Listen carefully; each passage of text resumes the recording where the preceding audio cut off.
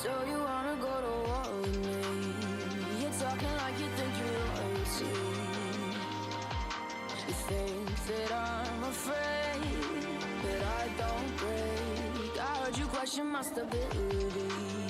You think I'll fall just like a guillotine, but I am here to stay. Won't look away. The storm is coming, so you better start running. No, you can't control, feel it in my bones. I'm coming for the, coming for the.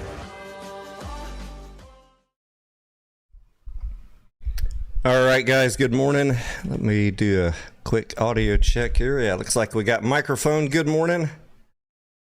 Camera check. Hat tip. What's up, ladies and gentlemen? We're about to get into the Cinemark Q2 conference call and webcast here in about 2 minutes. And I have the press release. Let me put that up on the screen here. Let's take a quick read as we're waiting on this call. Cinemark delivered total revenue of $734 million, net income of $47 million, adjusted EBITDA 142 with a 19.4% adjusted EBITDA margin. Continued to significantly strengthen the balance sheet while pursuing strategic and financially accretive investments. Oh boy. I'm just reading this live here with you guys. Y'all probably ahead of me.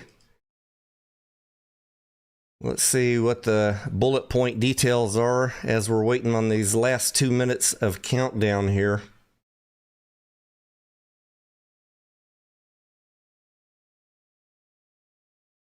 $789 million cash on the balance sheet. Jorge, how you doing? Jeffrey, good morning. Repriced term loan, reducing interest rate 50 basis points, saving $3 million of cash annually. Redeemed remaining $115 million senior secured notes. All right, so the other thing that I want to make sure I have straight today, at some point today, is what's the status on any convertible notes they have. I don't remember which one it was. And looks like they also issued, I think this is a separate from the convertibles. They redeemed these and they issued $500 million of 7% unsecured notes due 2032. Everybody's doing a little bit of debt refinancing right about now. Getting ready for better times.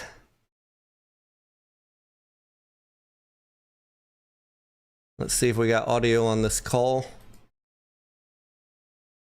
or music. Still music.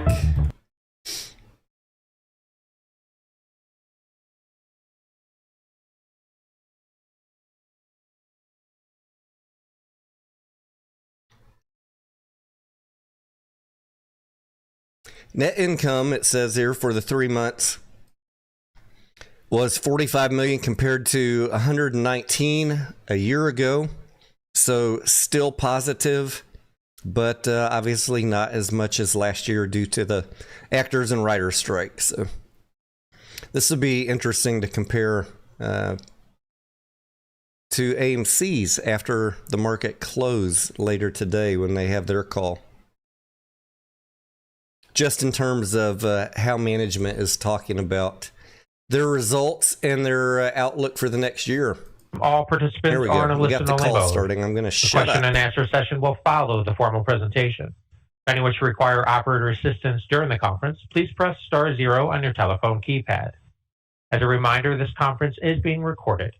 I would now like to turn the call over to Chanda Brashears, SVP of Investor Relations. Thank you. You may begin. Good morning, everyone. I would like to welcome you to Cinemark Holding Inc.'s second quarter 2024 earnings release conference call hosted by Sean Gamble, President and Chief Executive Officer, and Melissa Thomas, Chief Financial Officer. Before we begin, I would like to remind everyone that statements or comments made on this conference call may be forward-looking statements. Forward-looking statements may include, but are not necessarily limited to, financial projections or other statements of the company's plans, objectives, expectations, or intentions. These matters involve certain risks and uncertainties. The company's actual results may materially differ from forward-looking projections due to a variety of factors. Information concerning the factors that could cause results to differ materially is contained in the company's most recently filed 10-K. Also, today's call may include non-GAAP financial measures. A reconciliation of these non-GAAP financial measures to the most directly comparable GAAP financial measures can be found in the company's most recently filed earnings release, 10-Q, and on the company's website at ir.cinemark.com.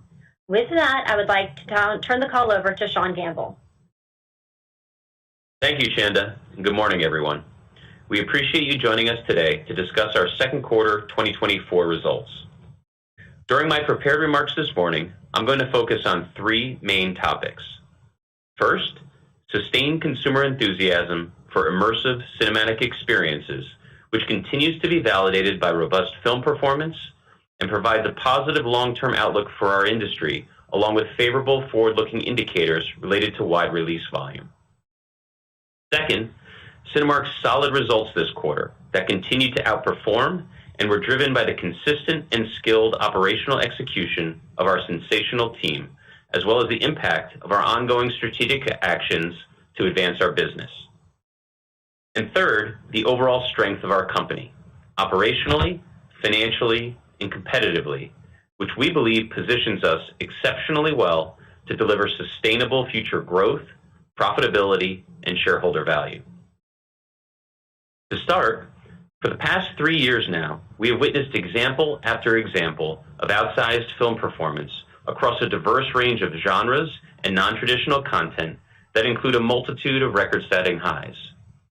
These results provide a clear indication that consumer enthusiasm for elevated, larger-than-life theatrical experiences remains strong and vibrant when compelling titles are brought to the big screen and marketed effectively. This performance trend was widely apparent in the first quarter and continued to be evident during 2Q in July. For example, in April, the dystopian saga Civil War delivered A24's biggest opening weekend ever. Shortly thereafter, adult drama Challengers exceeded expectations, generating $50 million of domestic box office. And then at the beginning of May, action-adventure Kingdom of the Planet of the Apes delivered exceptional results, surpassing the full run of its preceding installment by more than 15%. The second quarter also included solid results from action comedy Bad Boys Ride or Die and suspense thriller A Quiet Place Day One, as well as a resurgence in family film volume, beginning with the heartwarming If in May that was followed by the Garfield movie the next weekend. And then in June, Inside Out 2 took family moviegoing to new heights with an astounding opening that blew away expectations and a strong continued run that recently made it the highest-grossing animated film of all time, with over $615 million domestically and more than $1.5 billion worldwide so far. With a steadier cadence of theatrical releases over the past month, moviegoing momentum escalated during the second quarter and has continued to build in 3Q. Along with the ongoing playthrough of Inside Out 2, July kicked off with the fantastic opening of yet another family film, Despicable Me 4, which has already eclipsed $675 million globally and is still growing. Additionally, over the course of July, horror film Longlegs became a breakout hit, grossing more than $60 million domestically to date and yielding indie label Neon's biggest title ever. Action thriller Twisters created a storm at the box office, stirring up more than $80 million in its domestic debut, which exceeded most industry opening weekend estimates by over 50%. And this past weekend, Disney and Marvel's highly anticipated release of superhero adventure Deadpool and Wolverine just tore up the box office, becoming the biggest R-rated opening ever, with over $210 million domestically and more than $440 million globally. It produced the highest domestic July opening of all time for our industry, and for Cinemark, it delivered the biggest summer opening in the history of our company. So individual title performance across all categories of films continues to demonstrate that consumer enthusiasm to view compelling content in theaters has been undeterred, even confronted by the temporary drag and fluctuations in theatrical release volume caused first by the pandemic and then last year's strikes in Hollywood. We were thrilled to see how robust consumer enthusiasm drove second quarter North American industry box office to nearly $2 billion, that was well ahead of our internal projections, and how it has continued to generate strong third quarter results to date as the scale of this year's films has started turning the corner in the second half. Furthermore, we remain highly optimistic about the ongoing rebound of theatrical release volume back toward pre-pandemic levels over the next couple of years based on our continued discussions with our traditional studio partners, the further expansion into theatrical exhibition of growing studios like Amazon and Apple, and the increasing success of non-traditional content. Next, I'd like to comment on Cinemark's second quarter results. As strong consumer moviegoing demand produced a plethora of outperforming films during the quarter and propelled overall industry box office meaningfully beyond our expectations, at Cinemark, we once again extended our lengthy track record of outsized results. Notably, our second quarter box office performance far outpaced our industry and peers, exceeding year-over-year industry results by more than 300 basis points, both domestically and in Latin America. Moreover, compared to 2Q19, our box office recovery in the second quarter was even further pronounced and surpassed the industry by nearly 1,000 basis points domestically and 500 basis points internationally. Our strong box office outperformance, coupled with disciplined expense control and agile management of the quarter's dynamic volume fluctuations, yielded strong bottom-line results, even facing strike-induced headwinds that caused a 22% decline in year-over-year attendance. During the quarter, we delivered $142 million of adjusted EBITDA with a 19.4% adjusted EBITDA margin and $161 million of free cash flow. Our impressive second quarter results were amplified by the impact of our many ongoing initiatives to build audiences, grow new sources of revenue, and hone our industry-leading operating capabilities. Additionally, our results also benefited from film content mix that skewed particularly well across our global circuit, as well as minimal seating capacity constraints due to the reduced volume of film releases and associated attendance levels. Some examples of impactful drivers that helped elevate our results during the quarter and were derived from our many ongoing strategic initiatives include the following. We continued to earn high satisfaction ratings from approximately 95% of our guests surveyed in the U.S. due to our heightened levels of guest service.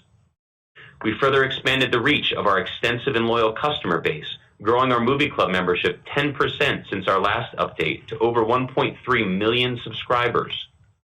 We generated almost 10% of our domestic box office through non-traditional content by continuing to actively pursue emerging categories of films, such as anime, multicultural titles, and faith-based releases. Through rigorous planning and execution, we also improved labor efficiencies while increasing the number of showtimes we offer per theater per day, despite operating with fewer overall hours.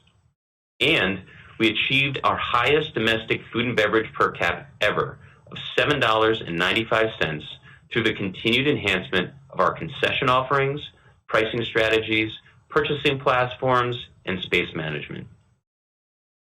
So again, we are thrilled with the results we were able to deliver in the quarter and believe they are a direct reflection of the significant impact we have made and continue to make advancing our company. And that brings me to my third topic, which is the overall strength of Cinemark. As we highlighted last quarter, following many years of strategic capital deployment, as well as actions to enhance our operating capabilities and the experience we provide our guests, we believe that Cinemark maintains an advantaged market position and is uniquely situated to grow and prosper as we move forward. First and foremost, the strength and stability of our global team is unparalleled and a key differentiator for our company, with domain expertise, resourcefulness, creativity, and determination that is second to none.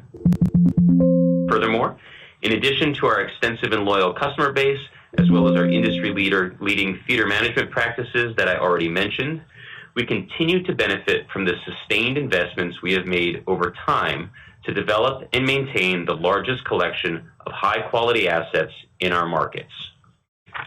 For instance, over the past decade, we have invested more than $675 million in high-return recliner conversions, resulting in the most extensive domestic recliner penetration of all major exhibitors at nearly 70% circuit-wide. We have built Cinemark XD into the largest exhibitor-branded premium large format in the world, with nearly 300 XD auditoriums across the U.S. and Latin America. And in the second quarter alone, while XD represented only 5% of our global screens, it generated 13% of our total company box office, which was up 300 basis points compared to 2Q19. We have also developed the largest footprint of D-Box motion seats in the world that now extends across 365 auditoriums globally, with associated revenue growth of 75% since the pandemic. Our circuit has long been regarded as having the leading sight, sound, and overall presentation quality in the business, including our best-in-class xenon projection technology, and we continue to raise that standard to the next level with our ongoing rollout of Barco laser projectors. And with the exception of 2020 through 2022, we have historically spent approximately $80 to $100 million of CapEx per year to maintain the overall condition of our theaters, which is far beyond our major peers on a per-theater basis. We also have a distinctive global footprint that we continue to optimize. Since the pandemic, we have exited approximately 70 lower-performing theaters, and over the past year alone, we renegotiated a series of ongoing lease arrangements that yielded approximately $10 million of annual rent savings. At the same time, we have opened 16 new theaters that are collectively performing well beyond the pro forma targets we established prior to the pandemic. In North America, we continue to consistently generate the number 1 or number 2 box office results in 21 of our top 25 markets, with the highest attendance per screen of the leading exhibitors. And across Latin America, we are the industry leader with over 25% market share. As a result of our many strategic initiatives and our long history of disciplined capital management, Cinemark also maintains a solid financial position. We consistently deliver industry-leading adjusted EBITDA and free cash flow, as was apparent once again in our second quarter results, and Melissa will comment in a moment about the further steps we made during 2Q to further refortify our balance sheet. So we believe Cinemark is in great shape, possesses a wide range of distinctive advantages, and is well positioned to thrive in the years to come. I will now pass the call over to Melissa, who will share more information about this quarter's results. Melissa? Thank you, Sean. Good morning, everyone, and thank you for joining the call today. We were pleased with the remarkable success of the June box office, which meaningfully exceeded our expectations and bolstered the second quarter's results. This box office upside benefited our operating leverage and, coupled with the operational excellence of the Cinemark team, led to our strong financial performance in the quarter. During the second quarter, we entertained 50 million guests across our global footprint and generated $734.2 million of revenue worldwide. We delivered $142.1 million of adjusted EBITDA, yielding a robust adjusted EBITDA margin of 19.4%, despite a softer box office than typical in the second quarter due to the impact of the Hollywood strikes. In the U.S., we hosted 29.1 million guests, and we grew our market share. Our market share expansion was driven by 3 primary factors: a film slate that resonated exceptionally well across our footprint, a lack of capacity constraints given the softer box office, and successful execution of our strategic initiatives. We generated $287.4 million in admissions revenue, and our average ticket price increased 3% year over year to $9.88. The growth in average ticket price was primarily driven by our strategic pricing initiatives. We reported $231.4 million of domestic concession revenue for the second quarter.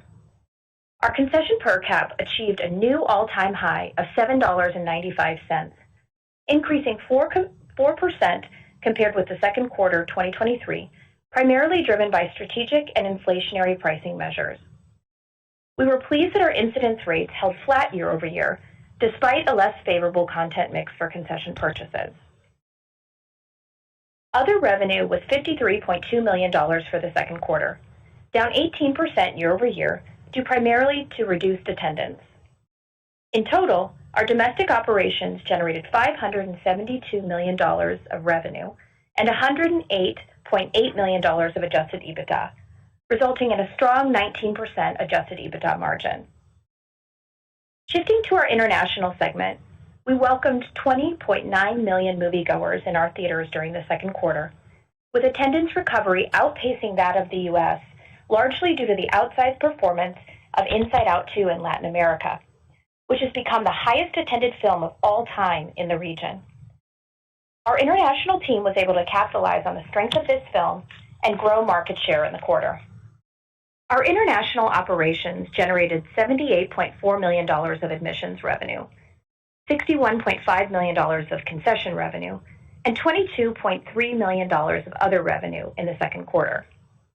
Collectively, we delivered $162.2 million of total international revenue and $33.3 million of adjusted EBITDA, resulting in a strong 20.5% adjusted EBITDA margin. Foreign currency devaluation, particularly in Argentina, remained a year-over-year headwind to international adjusted EBITDA in the quarter, which was largely offset by inflationary dynamics. The tenure and expertise of our local teams continue to provide tremendous value as we navigate the economic and political landscape across our Latin American footprint. Moving to global expenses, film rental and advertising expense was 55.8% of admissions revenue, down 230 basis points compared with the second quarter of 2023, due to a lower concentration of high-grossing titles and the overall mix of films. Concession costs as a percent of concession revenue were 19.3%, an increase of 120 basis points year over year, driven by inflationary pressures on certain concession categories and higher shrink, partially offset by pricing measures taken to mitigate some of the cost pressure. Global salaries and wages were $97.3 million in the second quarter, down 13% compared with the same period last year. As a percent of total revenue, salaries and wages were up 140 basis points year over year, primarily driven by wage rate inflation and less operating leverage due to the decline in attendance, partially offset by benefits from our labor management initiatives and reduced operating hours. Facility lease expense was $81.5 million, a decline of 6% year over year, primarily due to lower percentage rent associated with the decline in revenue, successful lease renegotiations, and theater closures. As a percent of total revenue, facility lease expense increased 190 basis points. Utilities and other expense was $104.7 million, a 13% decline versus the second quarter 2023, primarily driven by variable and semi-variable costs that declined with attendance, foreign currency impacts, and a decrease in property taxes. Inflationary pressures drove a partial offset. As a percent of total revenue, utilities and other increased 150 basis points. G&A was $55.7 million in the second quarter, and increased year over year, primarily due to wage and benefits inflation, as well as higher share-based compensation and related payroll taxes. Favorable impacts from foreign currency fluctuations drove a partial offset, and we remain diligent with our discretionary spending and staffing levels. Globally, we delivered net income attributable to Cinemark Holdings, Inc. of $46 million in the second quarter, and diluted earnings per share of 32 cents. Turning to the balance sheet, we ended the second quarter with $789 million of cash on hand. flat with Q1 2024 levels, even after redeeming the remaining $150 million of senior secured notes in May. We generated $161 million of free cash flow, which was bolstered by working capital benefits associated with the strong June box office and the timing of associated film rental payments. From a capital allocation standpoint, we continue to take a balanced and disciplined approach with the goal of maximizing long-term shareholder value. As outlined in our investor deck, we have 3 pillars to our capital allocation strategy. 1, strengthening our balance sheet post-pandemic. 2, making financially accretive investments to position the company for long-term success.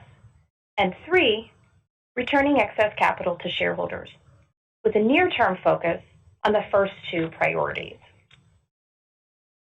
Starting with our first capital allocation pillar, we have made significant progress delevering and refortifying our balance sheet, with notable advancements over the past few months. In May, we redeemed the remaining $150 million of 8.75% senior secured notes at par, retiring over $270 million to date of debt taken out during the pandemic.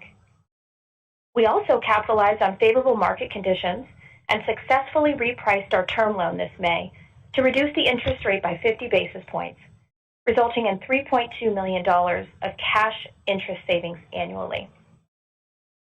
In July, we proactively addressed our unsecured notes due in March 2026 with the issuance of $500 million of 7% unsecured notes due 2032.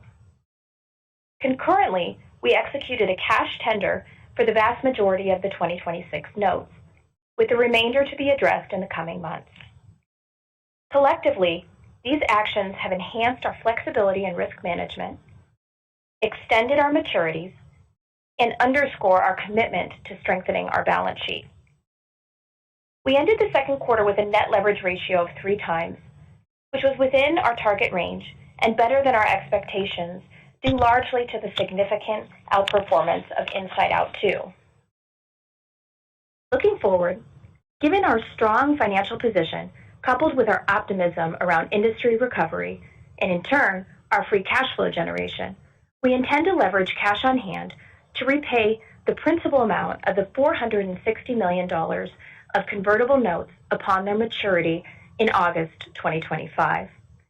As the notes do not have a provisional call feature, we expect our cash balance will remain elevated in the interim as we prepare to address the convertible notes. Once the convertible notes have been fully addressed, our nearest maturity will be 2028. Turning to our second capital allocation pillar, we have actively pursued strategic and financially accretive investments to position our company for success over the long term. We continue to believe our capital investments are a key differentiator for us that have contributed to our consistent industry outperformance. During the second quarter, we deployed $24 million of capital towards maintaining and further enhancing our global circuit. We remain on track to invest $150 million for full year 2024, with normalized capital expenditures anticipated to be in the $200 to $250 million range as our box office and free cash flow rebound. Looking ahead, we remain highly optimistic regarding the box office for the second half of this year and in 2025 and beyond. Following the significant progress we've made on our near-term priorities, coupled with our optimism around recovery and that of our industry, we will be reevaluating our capital allocation, including the possibility of returning excess capital to shareholders in connection with our 2025 budgeting process later this year. Returning excess capital to shareholders, our third capital allocation pillar, has historically been a key part of our capital allocation strategy and remains an important consideration for us as we move ahead. We look forward to providing you a comprehensive update on our capital allocation strategy on our fourth quarter earnings call in February. In closing, our ability to consistently deliver solid performance has provided us financial flexibility and the opportunity to continue delevering. We have a long-standing history of disciplined operators and good stewards of capital, and we remain highly focused on creating long-term shareholder value. Operator, that concludes our prepared remarks, and we would now like to open up the line for questions. Thank you. We will now be conducting a question and answer session. If you would like to ask a question, please press star 1 on your telephone keypad. A confirmation tone will indicate your line is in the question queue. You may press star 2 if you would like to remove your question from the queue. For participants using speaker equipment, it may be necessary to pick up your handset before pressing the star keys. One moment, please, while we poll for your questions. Our first questions come from the line of Chad Bynum with Macquarie. Please proceed with your questions. Hey, good morning. This is Aaron on for Chad. Thanks for taking my question. Really nice quarter. Your average ticket price has increased for several years in a row now, but I think we'll be facing some more difficult comps, potentially from a mix standpoint with really high XD tickets. So how are you thinking about the ability to drive prices higher in 24 and 25, just given the anticipated slate and your pricing initiatives? Thanks. Hi, Aaron. Thanks for the question. So just more broadly, we do continue to see opportunity to continue to modestly grow our average ticket prices, and we're leaning into data and analytics to find that optimal pricing that maximizes our overall attendance and box office.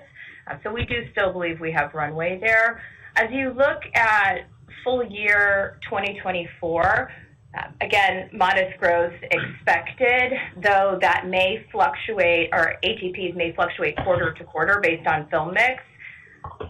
Particularly with respect to Q4 of this year, it's important to keep in mind that we'll face a challenging comp given the Taylor Swift Eras Tour concert film in Q4 of last year. And then, beyond that, I would just highlight on the international side, you'll continue to see some fluctuations there given FX dynamics within the region. Got it. Understood. And as a quick follow-up, consumers appear to have a greater appetite for premium and large formats, and your XD offering is driving more of your box office, as you mentioned. Can you talk about what the opportunity looks like to expand that across your circuit? Sure, Aaron, I'll take that one. Definitely been pleased with the performance of premium amenities in general. It's continued to grow post-pandemic. There's certainly been a bit of an uptick in consumer appeal for that. XDs, as well as D-Box motion seats, I would say, as well as just our overall food and beverage enhanced offerings. It's something that we're continuing to look for opportunities to deploy. Specifically with regard to XD, which I believe was your question, some of the governors on that are just the scale of auditoriums that are available. So we're looking in the case of existing theaters where we may have an opportunity for a second XD, but it's important that that be a large enough screen. Otherwise, it kind of undermines the point of having a larger screen with the enhanced sound and so on. So we're continuing to look for where those opportunities are to deploy those. In certain cases, we may have the opportunity, the way we've designed a theater, to actually add to that theater, and definitely wherever we're opening new theaters, we're putting in multiple XDs right out of the gate. D-Box seats, we continue to have a long runway of opportunity there in terms of deploying more of those across the circuit. Those have been generating really strong returns. And we're, I'd say, just very early in terms of the overall penetration across our circuit in terms of the opportunities there. So we see it, we see that too as a real possibility. So it's part of our ongoing CapEx when we look at further ROI generating opportunities. We still see plenty of opportunity for further and varied kinds of premium amenities. That's helpful. Appreciate the color, and congrats again on the quarter. Thanks, Aaron. Appreciate it. Thank you. Our next questions come from the line of David Karnovsky with JP Morgan. Please proceed with your questions. Hey, thank you. Sean, your market share gain this quarter looks outsized even relative to some of the increases from prior periods. Maybe you can segment out the performance a little bit between the film mix, which you highlighted, and then those factors that you listed that are more in your control. And would you kind of expect to sustain gains on this level going forward? Sure. Thanks, David. Yeah, we're really pleased with our share results in the quarter. Just to kind of flag again, in addition to, I'd say, just solid execution in the quarter by our team, obviously, as I mentioned, we benefited from content mix that was particularly strong for our circuit, with about more than a third of the domestic box office, as an example, came from family films, which is right in our sweet spot. Titles like Kingdom of the Planet of the Apes, Godzilla x Kong, Quiet Place, those also skew really well for our circuit. We saw that benefit, domestically. We saw that benefit internationally. So we definitely got a lift there. The other thing that I'd say is, since the pandemic, as you know, we've continued to see that volume, overall film volume has been somewhat depressed. So we haven't really encountered many situations where we're hitting seating capacity constraints that can kind of limit our ability, where we hit our maximum occupancy thresholds. That can limit our overall share expansion. So we benefited from that as well. So as we look forward, the comments we've made is we continue to think that about 100 basis points of improvement is a reasonable expectation. Certainly, as we start to encounter more of those situations where we are hitting those seating capacity thresholds, just as an example, we've already started to see some examples of that this July. We certainly saw examples of that in the third quarter of last year. So as more and more content comes back, we expect to see more of that. In some ways, that's a good problem to have. It just means we're fully optimizing our theater capacity and highly productive. And then, of course, we're going to continue to see skews from content mix. We've seen that, even recent examples, where that can cause fluctuations of about 100 basis points or more in our market share, as was a circumstance this quarter, which was kind of on the upper end. So, again, pleased with our performance. We're going to continue to obviously do everything we can to maximize our share into the future and push the limits on how far we can push, our attendance gains and box office performance gains. But that's, some of the key things that we benefited from this quarter and what our expectations are as we go forward. Okay. And maybe one more on the expense side. So you've been able to manage salaries and wages during these periods of anticipated slower box. You have talked, though, to a recovering film supply for 25 and 26. So as you look over the medium term, does that better box office necessitate greater hours and staffing? Or, can you utilize some of these innovations that you've seen over the past couple of years and get a lot more operating leverage on that line as the box recovers? I'll take that question. So regarding our go-forward salaries and wages expense, we do flex our labor hours up or down based on projected attendance levels and operating hours. So I would expect labor hours and, in turn, our salaries and wages to increase as we start to see the box office scale to accommodate higher attendance. But we do still expect to benefit from the productivity gains that we have been seeing, just not to the same extent as we have been in these softer box office environments we've been experiencing over the past couple quarters. I think the other thing I would call out on the salaries and wages side, just to keep in mind, is wage rates. So we do continue to expect to see some pressure there. It's in line with what we saw pre-pandemic, which was in that 5 to 6% range annually. We continue, of course, to look for opportunities to drive further productivity and efficiencies, but those are the puts and takes. Very helpful. Thank you. Mm-hmm. Thanks, David. Thank you. Our next questions come from the line of Eric Handler with Roth MKM. Please proceed with your questions. Good morning, and thanks for the question. Sean, it's clear that when content is compelling, people are showing up to the movie theater. This is the guy that got the AMC numbers wrong, Eric Handler. When you look at 25 and you have a great chart in your PowerPoint presentation, the content looks really good in 25, and then you've got some really big franchises coming in 2026. So I would say Wall Street's probably hyper aware of the content slate over the next 2+ years, but how well do you think your consumers are aware of just how good the slate is, and what can you do to improve that so maybe it helps reinvigorate the Movie Pass subscriptions even more than what you're seeing right now? Well, thanks. Thanks, Eric, for the question and for the observation. I mean, we agree. I think when we look at what we have line of sight to today, and which is generally is some of those larger films, we definitely think it looks quite promising. And you're right. I mean, I think that's certainly understood by industry insiders. The question on how do we get broader consumer awareness of that.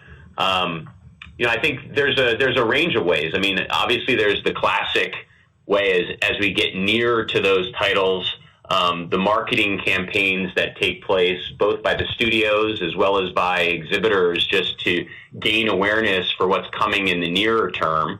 I think as we get to a place where there is a more steady cadence, is why we talk about the benefits and really desire for more of this volume to come back in. When more volume's in, we're seeing it right now, right in the marketplace.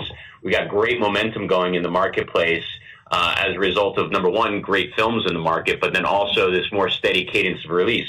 People come in, they get exposed through trailers, through one sheets, just by being there in terms of what's coming down the pipeline. So I think that's a real other important ingredient. As we have more sustained volume of content in theaters, people get into that habit of going to the theaters and getting more exposure to other things.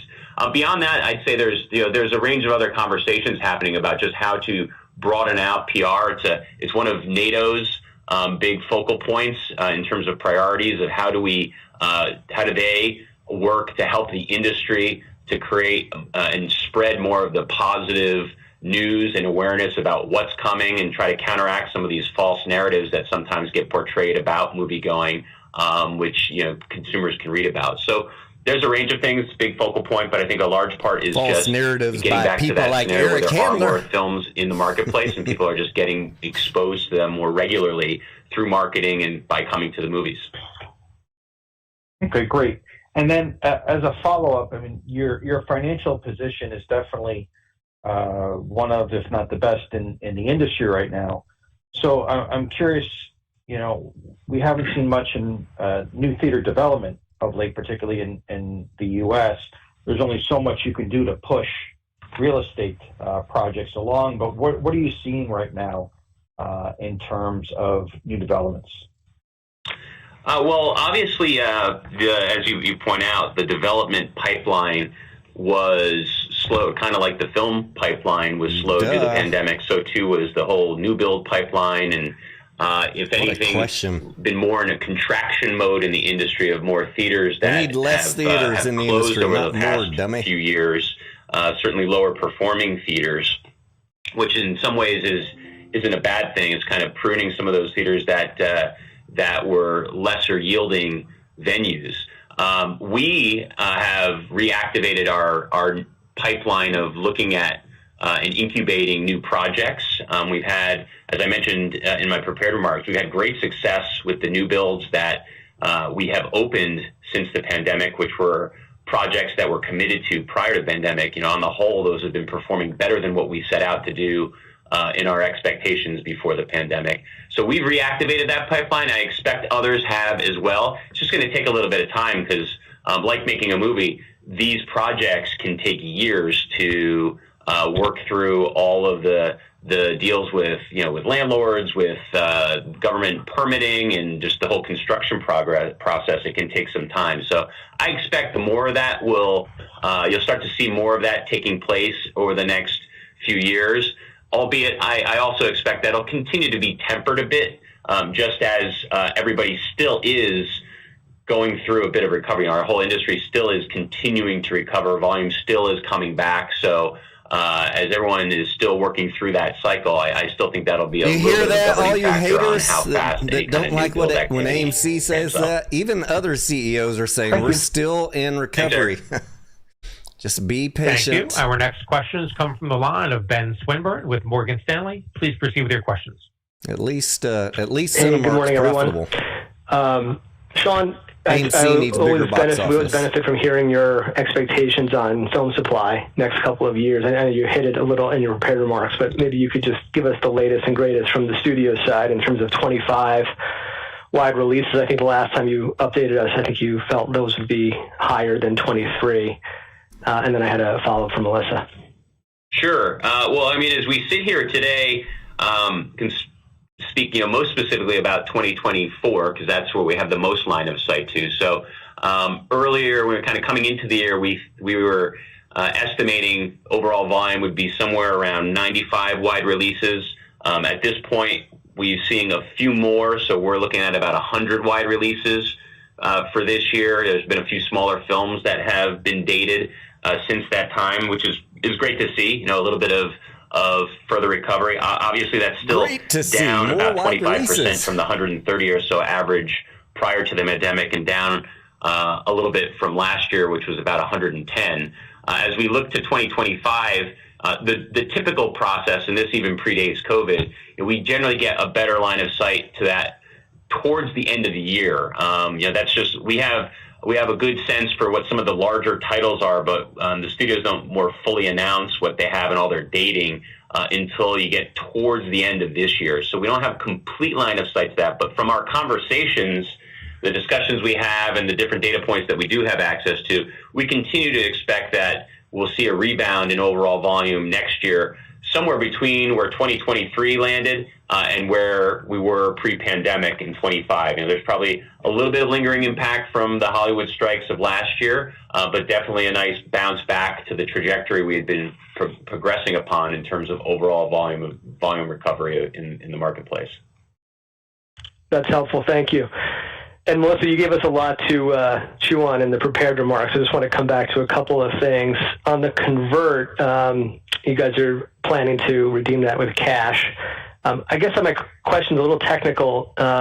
You said principal amounts. I'm wondering, as the stock continues to perform, and I think that liability grows, do you plan to redeem all of it in cash, or might there be a stock piece if the stock, were to do really well between now and next August? And then you also mentioned in the budgeting process and sort of talking about your return of capital plans in February, you framed them as returning excess capital to shareholders. So I guess I wanted to ask if that includes buybacks as a consideration. Historically, Cinemark's been obviously a dividend payer, but I noticed, maybe I'm reading too much into your language, but it seemed like you were being a little more vague. So I wondered if maybe you guys were considering buybacks as well, or the board was. Thank you. Thanks for the question, Ben. So on your first question with regard to the convert, so we purchased a call spread that protects us from the impact of stock price movements up to $22.08. To the extent that the stock price exceeds $22.08, we have the flexibility to settle the incremental amount in either shares or cash. Ultimately, our decision will be contingent upon the extent to which the stock price exceeds $22.08, our cash on hand, and potential dilution considerations, among other factors. And then with respect to your question on capital allocation, we are taking, as you would expect, a comprehensive approach to evaluating our capital allocation strategy. So you can assume that is looking across all three pillars, inclusive of looking at stock buybacks as well as dividends. Great. Thank you so much. Thanks, Ben. Thank you. Our next question has come from the line of Jim Goss with Barrington Research. Please proceed with your questions. All right, thanks. Sean, I'm wondering if you feel with this discussion of the film flow, if it's more of a numbers game right now, or is it dependent primarily on the quality and demographic appeal mix of the films being released? You do seem optimistic about attendee attitudes, and I'm just wondering how you view the slate. Sure. Well, I'd say I think we kind of look at it as it's really a factor of both. We've clearly seen examples where even with reduced film volume, overall box office can perform at levels comparable to pre-pandemic. And we saw that, I think it was last July, where box office exceeded July of 2019, even with quite a fewer number of overall titles being released. So compelling content that resonates well with audiences is clearly a critical aspect of that. But I would say, the volume piece, you want to have just more opportunities for films to have those breakouts, like we've seen. I went through a series of those examples. We've seen many of them over the last several years. You want more of those opportunities for those breakouts, which oftentimes can propel the box office. And then just to have that opportunity for that continued momentum of going to the films. This is an industry where movie going often begets movie going. People get into that kind of habit, as I mentioned earlier. You get exposed to what's coming up. We like a nice variety of films that speak to all audiences, and then sufficient volume of that to keep people coming, because you get kind of into that mode, and it helps. So it's really both elements of that, and we're encouraged by what we see thus far in terms of the appeal of and strength of what's coming down the line from a quality standpoint, and we're certainly encouraged as we listen to and look to the different indicators we have regarding overall volume filling back in. Okay, and maybe one other. Melissa mentioned you're leaning into data analytics to determine the most effective pricing strategy. Box office trends and the recovery has really been focused a lot on price increases and premium share of mix. And I know attendance levels is always a Cinemark priority, and that's really what is going to allow you to benefit from the higher concessions per cap. And I wonder if you might talk about how you view physical attendance recovery over the next several years, and how that might, move into the next couple of years where there's a lot of optimism. Well, I think that goes hand in hand with the volume. I mean, you're right. I think our primary focus is driving attendance and driving frequency of attendance, because that helps to maximize box office. It helps to create those opportunities for food and beverage sales. And again, it just keeps people getting exposed to what's coming down the line. So it becomes a positive circle. So when we think about attendance trends, and by the way, it also plays into our pricing strategies too, as Melissa mentioned earlier. When we approach pricing, we're looking at it strategically. Like, clearly, we're looking to do what we can to get price gains, but we're very conscious of what that can do ultimately to attendance. So it's really that goal of finding that sweet spot where we're not negatively affecting attendance, or we're not negatively affecting incidence of consumption of food and beverage. So we're looking for what can actually stimulate that.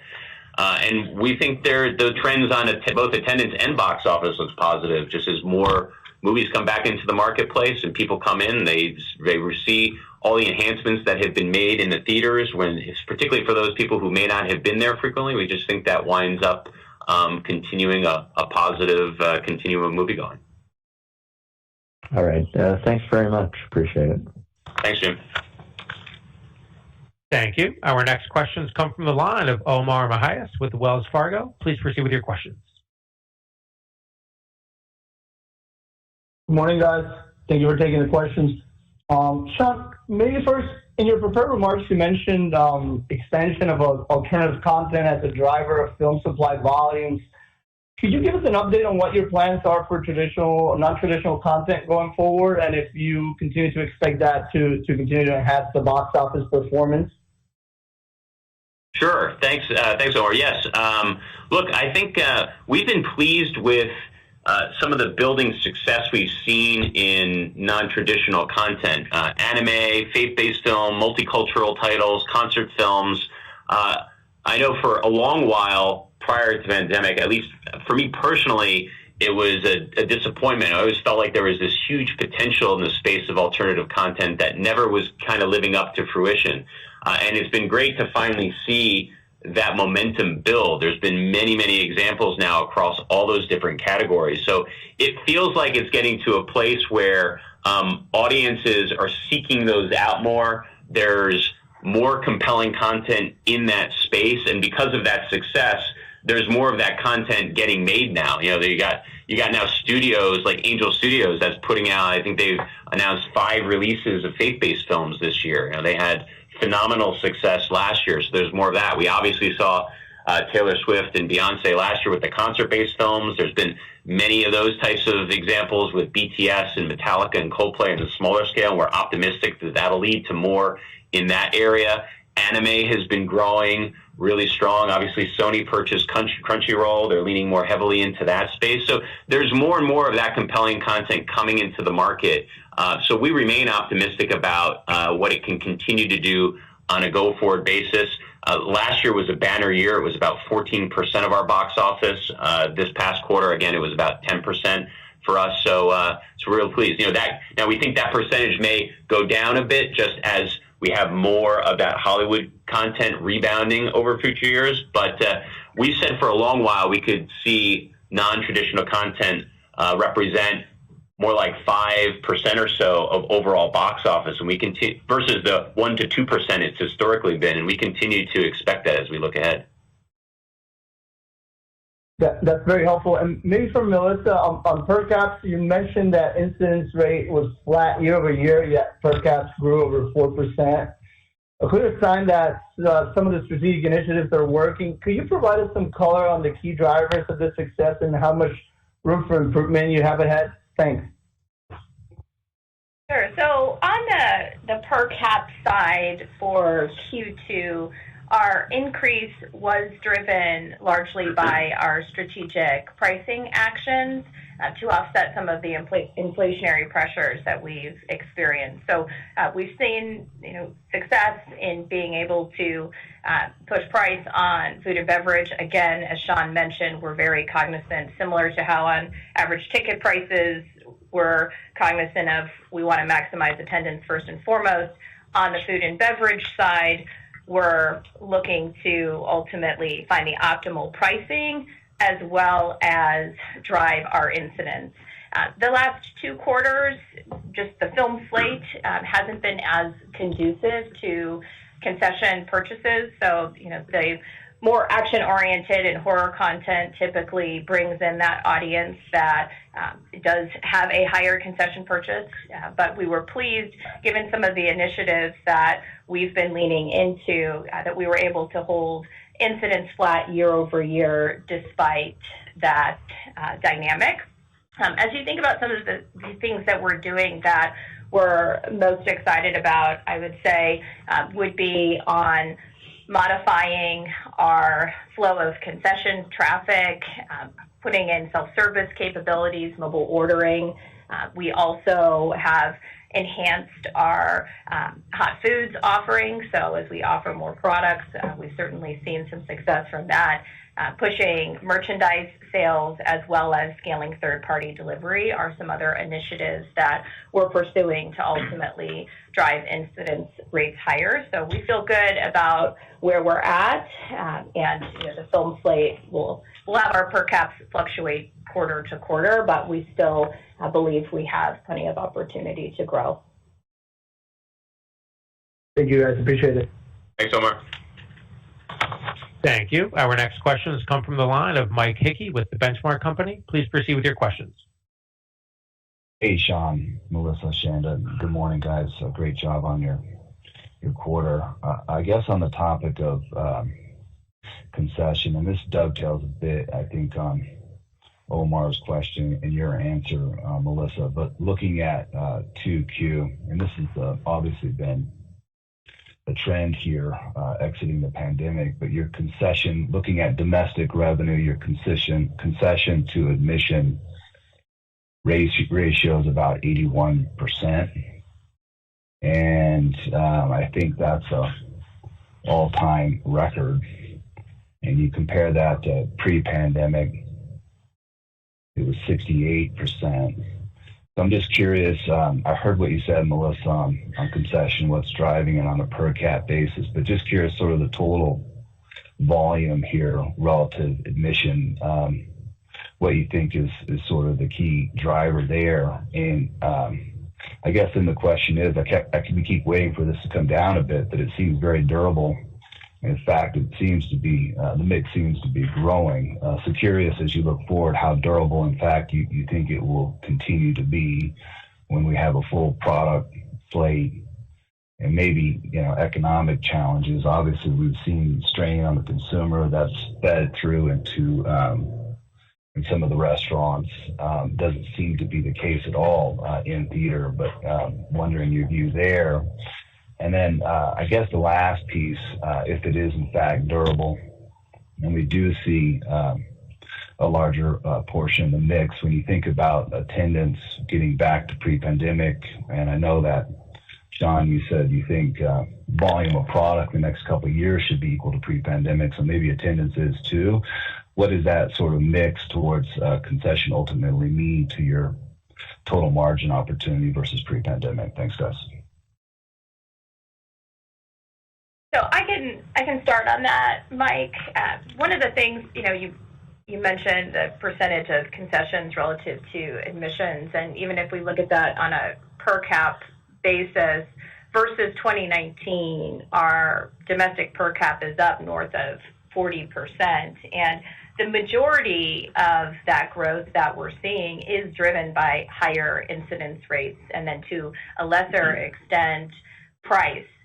And that higher incidence rate is a blend of core concession purchases, so say Coke and popcorn, as well as expanded product offerings, including alcohol, icy, and hot foods such as pizza, as well as the execution of some of the strategic initiatives that I mentioned earlier. So, we did, coming out of the pandemic, we did think that incidence rates would start, could potentially normalize.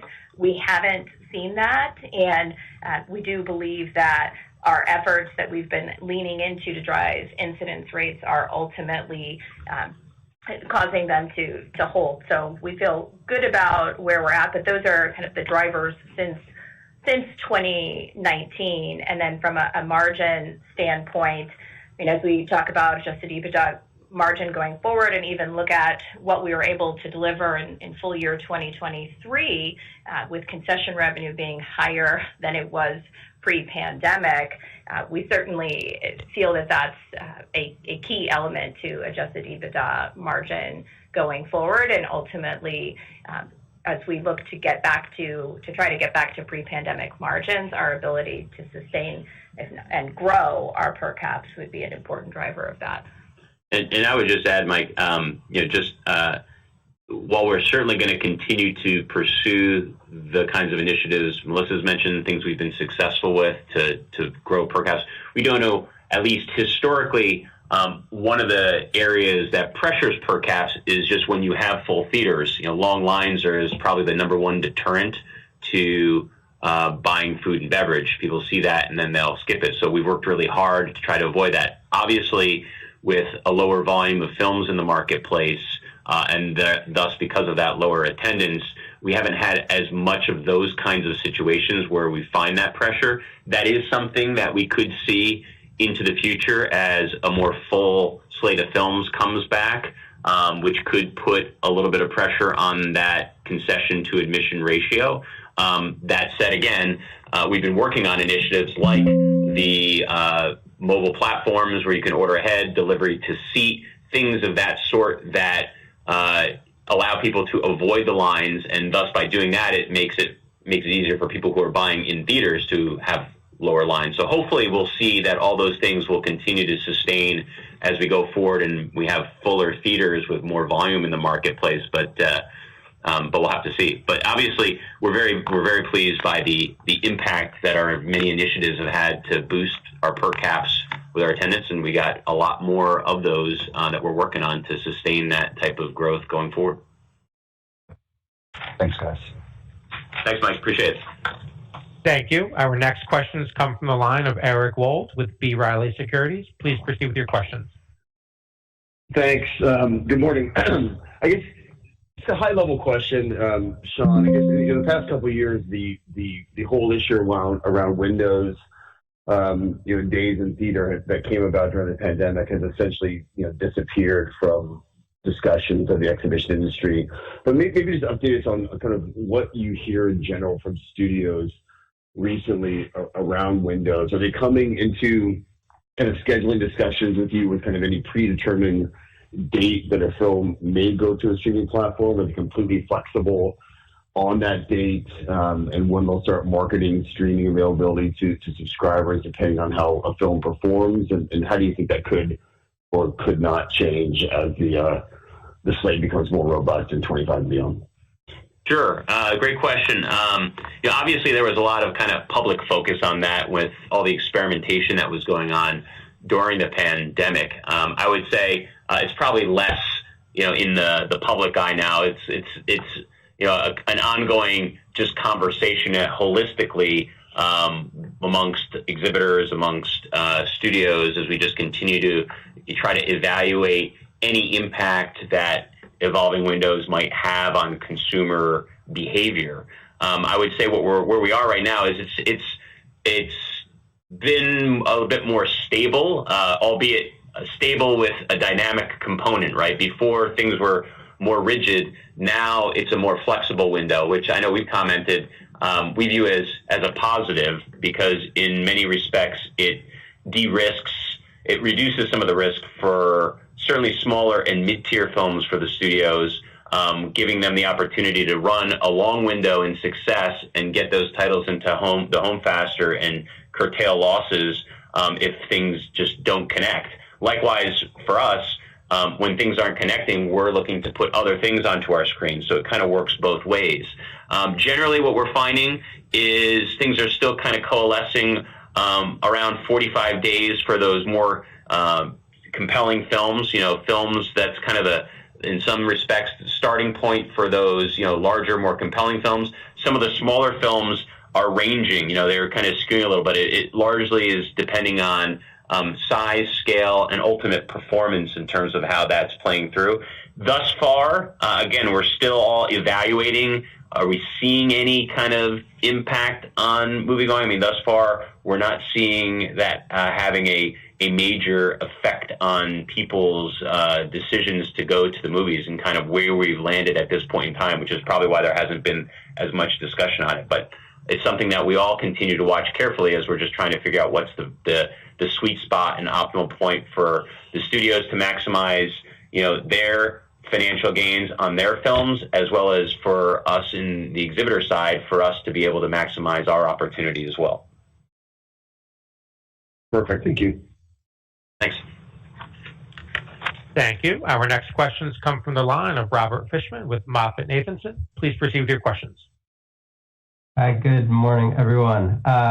One for Sean and then one for Melissa, if I can. So, Sean, given your strong financial position, can you just update us on your appetite for acquisitions, both in the U.S. and internationally? And do you even have a preference in terms of larger portfolios versus smaller tuck-ins if they both meet your return on investment criteria?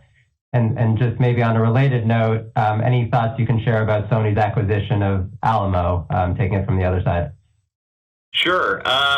Well, yeah, I mean, look, as we have, talked about optimizing our circuit and evolving our footprint, which includes growing and recalibrating and strengthening our circuit, M&A is certainly a piece of that equation. So the appetite for M&A is certainly there. And I would say, as we've indicated in the past, our focus is generally on high quality assets that we believe can deliver solid assured returns over time. As I've also mentioned, we don't just pursue growth for growth's sake. We really are targeting accretive investments that don't strain our balance sheet. We've had great success following that approach in the past, and we believe it's the right approach as we move forward. So we keep a close view on what's out there in the marketplace. There hasn't, I would say when we look across the industry, the M&A activity has been fairly limited. There have been a handful of assets that have come to the market. None of those, I would say, met our strategic or investment thresholds, but we'll continue to keep a close watch on what's out there. In terms of smaller opportunities versus larger opportunities, it really would just depend. I would say it all comes back to the quality assets, the assurance of being able to deliver the returns that we're looking for, and then how they fit in with our circuit. I'd say directionally, we tend to favor going a bit deeper in the markets we're in versus just going broader. And when I say markets, I'm talking more like, U.S., Latin America. But again, we keep a close eye. We evaluate everything that's out there as we're thinking about the best way to move our circuit forward, and we're going to continue to do that. Alamo? Oh, I'm sorry. And then second question on Alamo. Yeah, I mean, it's an interesting acquisition by Sony. We know from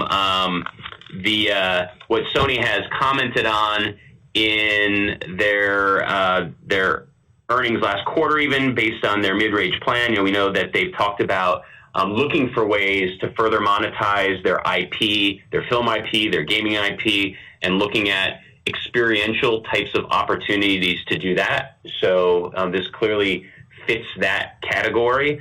We know, Sony has been a big supporter of the theatrical experience for a long, long time, and certainly this transaction is a demonstration of that. The fact that they are actually physically purchasing a circuit and entering into this space themselves, I think that's just underscores their feelings of the future of theatrical exhibition. So we look at that as a positive. But beyond that, I mean, I think, again, we see this as a plus in terms of their view on the marketplace.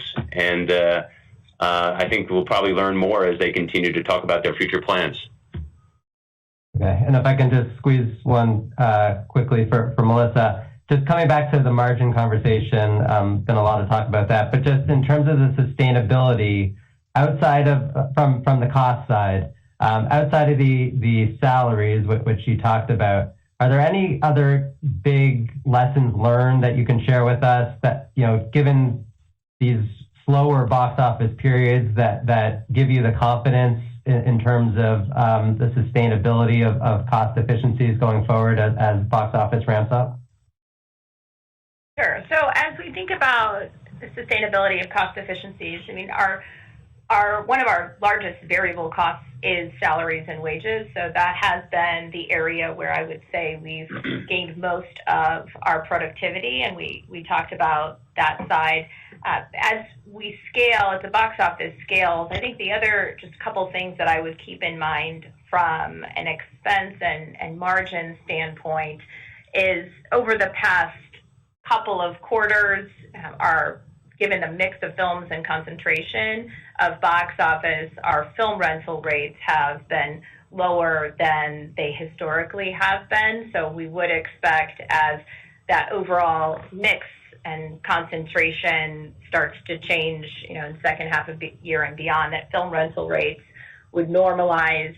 The other thing I would just call out is on the facility lease expense side, particularly in international, that is more variable in nature, given it's tied to box office generated, so that we would expect to scale as the box office scales. And there have been, other efficiencies that we've learned within utilities and other as well. But I would say the biggest drivers would be theater labor, the learnings that we've gained there, and then just some of the other costs will naturally increase as a result of the box office scaling. Great. Thank you all. Thanks, Robert. Thank you. Our next questions come from the line of Stephen Laszczyk with Goldman Sachs. Please proceed with your questions. Hey, great. Thanks for taking the questions. Maybe first, Sean, you mentioned the strategy to exit underperforming theaters. I think you've done 70 or so to date. I'd just be curious on how much more opportunity you think there is to close less productive theaters, and then maybe how you think about the benefit financially, perhaps on the long-term margin side from that recalibration. Sure. I'm sorry. Could you repeat the last part? I got the question on what we think going forward on closing. I didn't hear the last piece. Just the financial benefit of that strategy and the potential long-term margin benefit. Gotcha. Thanks. Yeah, I think as far as closing theaters goes, there was a bigger amount of titles that were affected more recently as we've exited the pandemic. Now, the majority of those were theaters that were at the end of their lease life, so they were a bit older, and I would say more on the cusp financially. So on the whole, those have yielded positive bottom line benefits to our organization by exiting those theaters. I think as we look forward, we're getting more into that normal state of operation where historically we've been in that case. We might close a few theaters a year, and then we would open a few theaters in a year, and generally it's repurposing older theaters with newer theaters that have just run their course. So I expect we will continue to have a certain number of closures just each year, which is just part of the norm of the business. But on the same token, as we talked about earlier, we've reactivated both our new build pipeline. We'll see what comes from a potential M&A perspective as we go forward, but we expect that we'll be adding new theaters in as well. Net in all cases, as we pursue these type of activities, to your question on future margin impact, we're looking at circumstances that enhance our margins and benefit our margins. It's rare. I can't even think of a situation where we're closing a theater that actually has a negative margin impact. Generally, it's when that's happening, it's happening for a reason, and it's to the positive. Great, thanks for that. And then maybe one for Melissa. On the international side, there's been some continued volatility on the inflationary front in some of your markets. Could you talk a little bit more about the operating environment at the moment, and then maybe looking ahead, are there any aspects of that environment that you see easing or becoming more difficult over the next couple of quarters? Thank you. Thanks for the question, Stephen. So on the international side, we do continue to see volatility in Argentina. So Argentina continues to contend with FX devaluation, and you're seeing that in our numbers year over year. Now, Argentina is also a highly inflationary environment, so inflation has been providing some offset to the FX devaluation that we're seeing in the country. Now, one of the dynamics that you saw in Q2 when you look at our average ticket price and per cap, we did have promotional activity within the quarter, particularly in the softer box office months of April and May, which led essentially our prices to increase at a rate that was slower than the rate of inflation. So we did see some pressure in the quarter in international related to that. It continues to be a dynamic situation, but again, we have teams on the ground who are highly experienced at navigating the economic landscape in Argentina. I would just add, we've been really pleased with the performance of our Latin American circuit on the whole. I mean, in the midst of the environment that Melissa was just describing, which we know has been somewhat fluid from an economic and political standpoint, the results have been really strong. I mean, again, last year, our overall EBITDA in Latin America was higher than 2019. And in the case of Argentina, which is probably the extreme situation right now, attendance last year was higher than 2019. So even in the midst of a really challenging environment, and we are facing some pressures on what we may be able to do from a pricing standpoint and otherwise just to contend with this market. And as Melissa said, we have teams that are very well adept at dealing with that. We still see great examples of performance in the marketplace here as a result of just our team's impact. These are strong movie-going cultures. Again, on the whole, Latin America has actually recovered further than the U.S. at this stage. So for a while during the pandemic, that lagged due to availability of vaccines. That's changed. Again, we look at that as a testament to how strong movie-going is in these marketplaces, and also to a certain degree how content has resonated. The content that's been released thus far has resonated in those markets. We may face a little bit of pressure on that in the second half, but on the whole, we're really pleased with how Latin America has performed. Great. Thank you both. Thank you. Thank you. We have reached the end of our question and answer session. I would now like to turn the floor back over to Sean Gamble for any closing remarks. Thank you very much. In closing, I'd just like to reiterate once again our enthusiasm about the future of our industry and Cinemark. Consumer interest in theatrical experiences, as we have discussed, remains robust.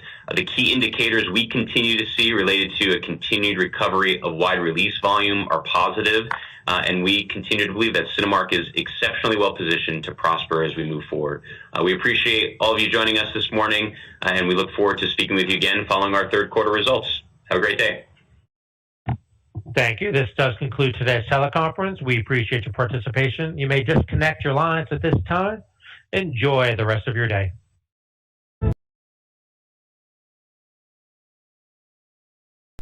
All right, so mostly positive call for Cinemark. We got some insight onto what they've done recently with their debt that wasn't reflected in the 10Q, and their thoughts about what they're going to continue to do with their debt, the convertibles going forward. They said they're going to allocate some of their cash stockpile to taking care of that other debt, and then they'll mostly have debt not due till 2028. So I think you can expect to see some little price momentum on Cinemark. It had pretty high short interest, and it's going to be my guess, just a guess, that some of those shorts are going to be less incentivized to hold their short position. So you may see some little price movement up, and then once they've all sorted that out, the shorts getting out,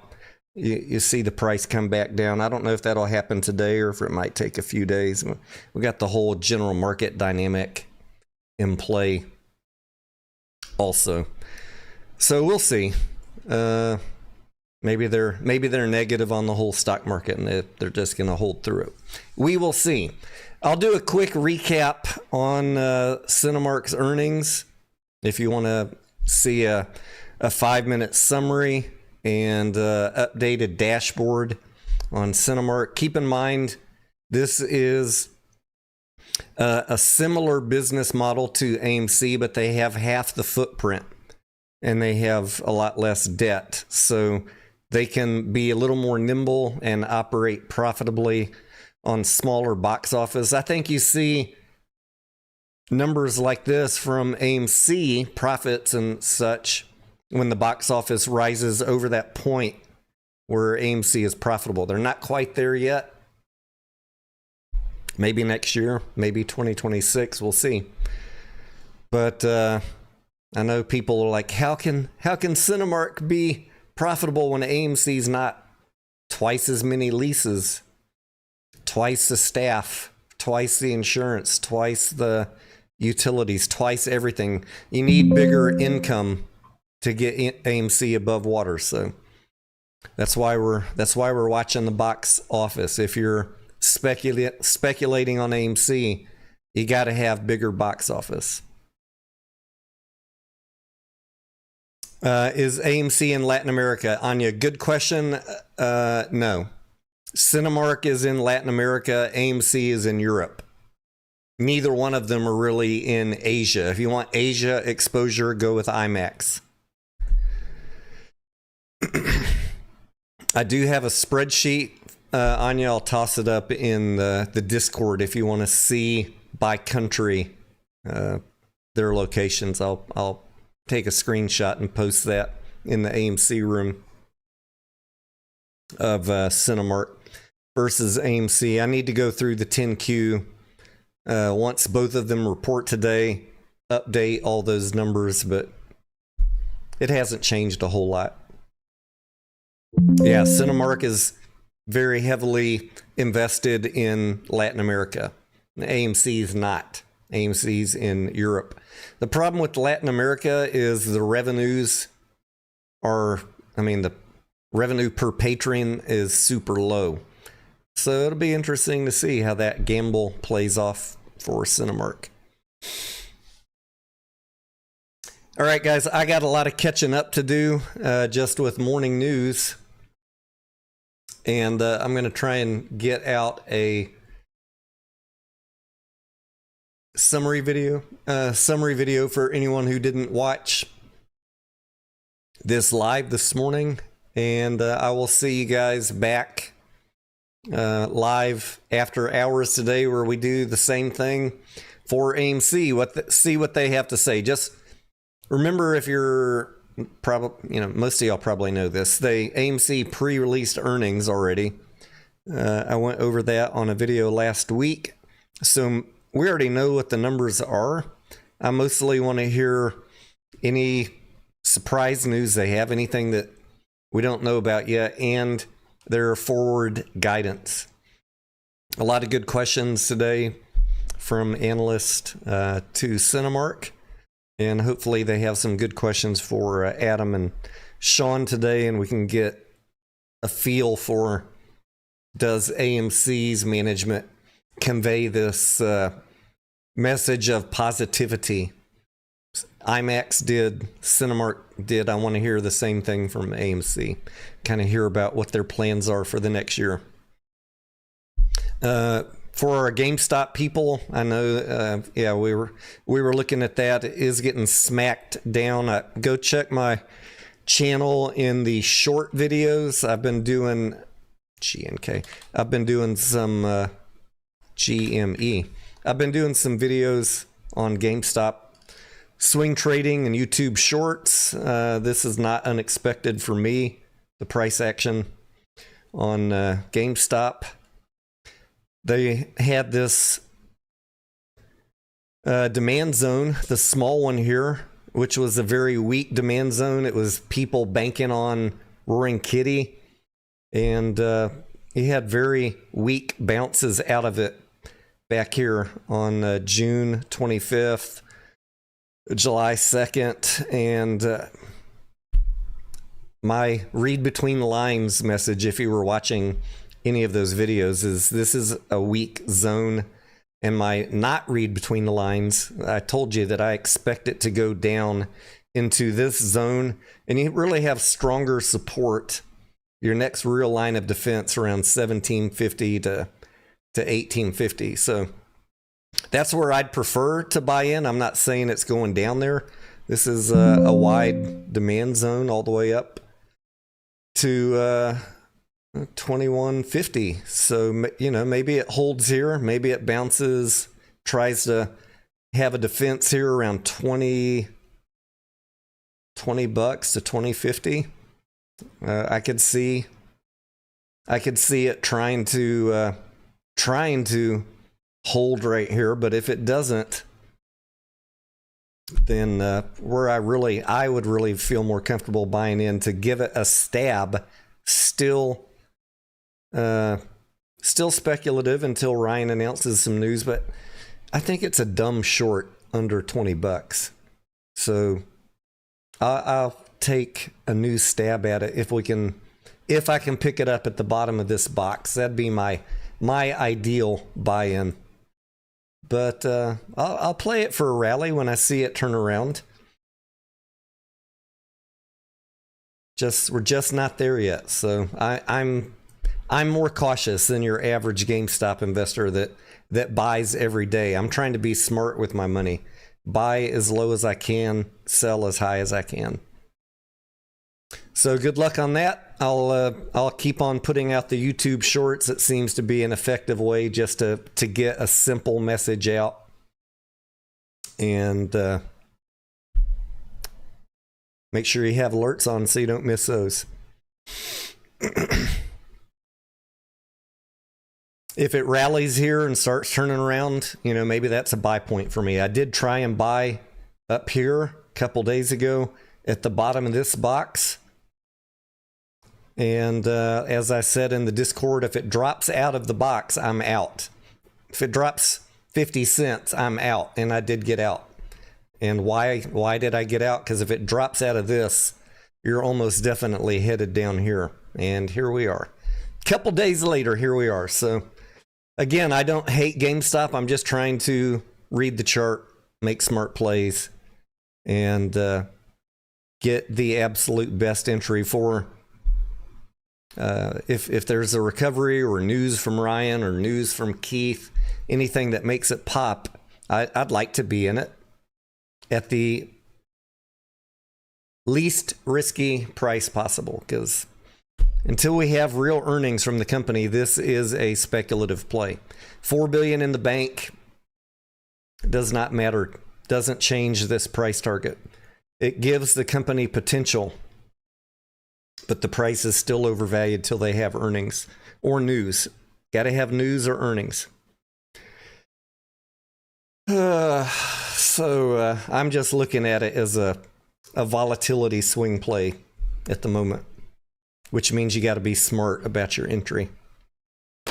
That being said, thank you for tuning in this morning. I'll see you guys in the Discord if you got questions.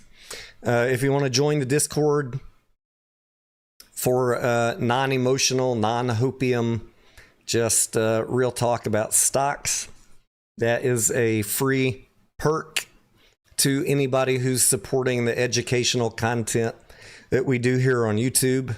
You can join the channel as a member, not a subscriber, a member, or join the Patreon, and you have free access to the Discord. It is about, I don't know, 15 or 50 cents a day. Seems a reasonable trade-off for the amount of hours I put in putting together educational content videos for you guys.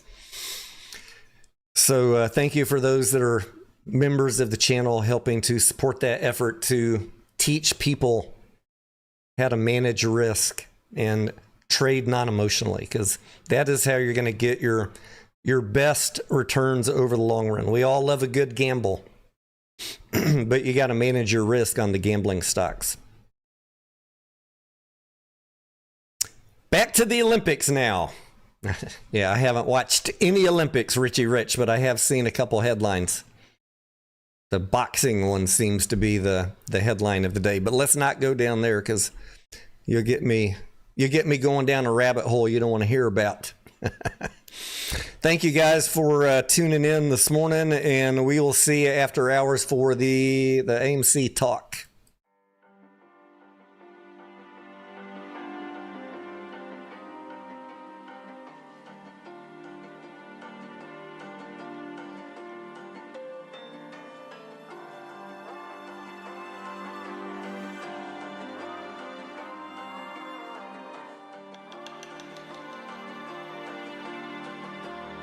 So you wanna go to war with me?